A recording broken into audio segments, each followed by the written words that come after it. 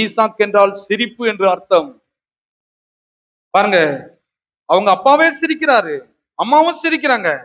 உனக்கு ஒரு குமாரனை தருவேன் என்று பொழுது முகங்குப்புற விழுந்து என்ன பண்றாங்க? நகைக்கிறார்கள். ஆண்டவரு, என்னையா அது? நம்ப முடியாத கதையெல்லாம் சொல்லிட்டு இருக்கீங்க. நிறைய பேர் அப்படித்தான் பிரசங்கத்தை கேட்கும் போது. அதனாலதான் அவங்களுக்கு எதுவுமே நடக்கிறது இல்லை. நான் பிரசங்கத்தை கேட்கும் போது சின்ன வயசுல பாருங்க, ஏன்னா ஏழ்மை குடும்பத்தில் வந்து இப்ப நல்ல டீச்சர் தான் கேட்கும் போது ராத்திரி பரவாயில்ல, இன்னும் உள்ள போய் ஏறட்டான்றவர்.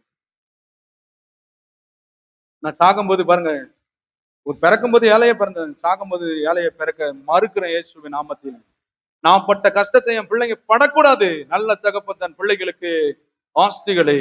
என்னுடைய மனம் மாறணும், பார்வை மாறணும், எண்ணங்கள் மாறணும். நான் போயிட்டு பின்னாடி கூட இயேசுநாதன் மறித்து பரமேறின பிறகு கூட அவருடைய பிள்ளைகள் இன்றைக்கும் சந்தோஷத்தோடு சமாதானத்தோடு வாழ்ந்து கொண்டு இருப்பது போல, நாம் மறித்து போனாலும் என்ன சுத்தி இருக்கிற ஜனங்களும் என் பிள்ளைகளும் சந்தோஷப்பட்டு களி கூற வேண்டும். அதுக்கு நான் ஆயத்தமாகணும். ஏதோ 10 நிமிஷம் உட்கார்ந்து சினிமா தியேட்டர்ல 2.5 மணி நேரம் உட்கார தெரியுது நமக்கு. ஆனா ஆண்டவருடைய வார்த்தையில என்ன பண்ண தெரியல, உட்கார தெரியல. பிசாசு அதனாலதான் நம்மளை வஞ்சித்து ஏமாத்தி குடும்பம் பூரா நரகம், கடன், பிரச்சனைகள், வியாதி, கொடூரம். ஹாஸ்பிட்டல்ல போய் 4 மணி நேரம் நாளெல்லாம் படுத்துன்னு இருக்கிறேங்க. டாக்டர் இப்படி படுக்காது இப்படி படுனாலும் சரியான்றாங்க. ஆனா சபையில் இப்படி செய்யாது இப்படி செய்யணும்னா அதை மட்டும் என்ன பண்ண மாட்டோங்க, கேட்க மாட்டோம். பிசாசனுடைய பொய்களை மனதில் விதைத்து நம்மளை தரித்திரத்துக்குள்ள கொண்டு போயிட்டு இருக்கிறான். அதங்க சொல்றாரு பாருங்க, வாசிப்போம். 17 வாசித்தாச்சியா? 39 ஆதியாகமம் 17.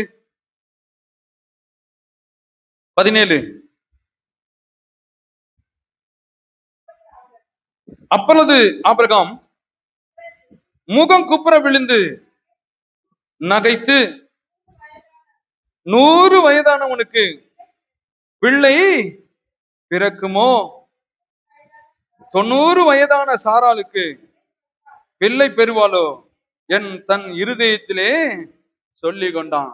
ஆண்டவர் சொல்றதுக்கு பாருங்க, மனம் பாருங்க, இந்த மாமிசம் ஏத்துக்கிறதுக்கு மறுக்குது பாருங்க. எல்லாம் நடக்குமா? நிறைய பேருடைய உள்ள அப்படித்தான். ஏதோ சொல்றாங்க, கேட்டு வருங்க. இதெல்லாம் நம்பத்தினாலதான் இருந்தது எதுவும் மாறல, அப்படியேதான் இருக்கு இல்லையா? அப்ப இவன் எப்படி சொல்றான் பாருங்க. அப்பொழுது ஆபிரகாம் முகம் குப்புற விழுந்து நகைத்து 100 வயதானவனுக்கு பிள்ளை பிறக்குமோ. நாமெல்லாம் சொல்லுவோங்க, இவ்வளவு கடத்திலையும் நான் எப்படியா ஜெயிச்சு வந்துருவானா?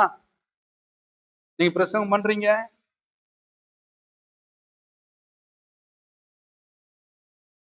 இத நம்புறீங்க, கடத்தை நம்புறீங்க, தேர முடியாது உயர முடியாதுன்னு. ஏன்னா தேவனையா நம்ப முடியல, மனம் மறுக்குது. ஏன்? மனம் புதிதாகல, ரட்சிப்புள்ள இல்ல, ஏற்றுக்கொள்ள மறுக்கிறது. அதான் சொல்றாரு பாருங்க, 90 வயதான சாரால் பிள்ளை பெறுவாளோ என்று தன் இருதயத்திலே சொல்லி கொண்டு. அடுத்தது சொல்றாரு பாருங்க, வாசிங்க ரோமர் 4:19 சீக்கிரம்.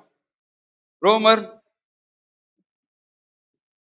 4வது அதிகாரம் 19.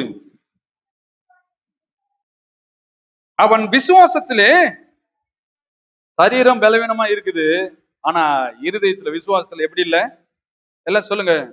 அவன் விசுவாசத்தில் பலவீனமாய் இருக்கவில்லை. சரீரம் அப்படி இருக்கட்டுங்க, சரீரம் பலவீனமானதுதான், ஆவியோ உற்சாகமானது, அது உயிர்ப்பிக்கக்கூடிய வல்லமை வாய்ந்தது.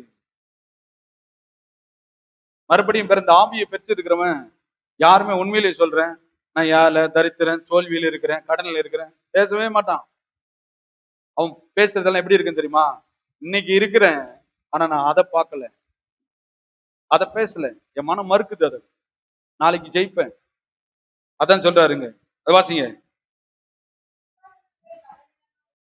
அவன் விசுவாசத்திலே பலவீனமாய் இருக்கவில்லை. அவன் ஏறக்குறைய 100 வயது உள்ளவனாய் இருக்கும்போது தன் சரீரம் செத்து போனதையும் சாலானுடைய கர்ப்பம் செத்து போனதையும் எல்லாம் சொல்லுங்க நினையாது இருந்தான்.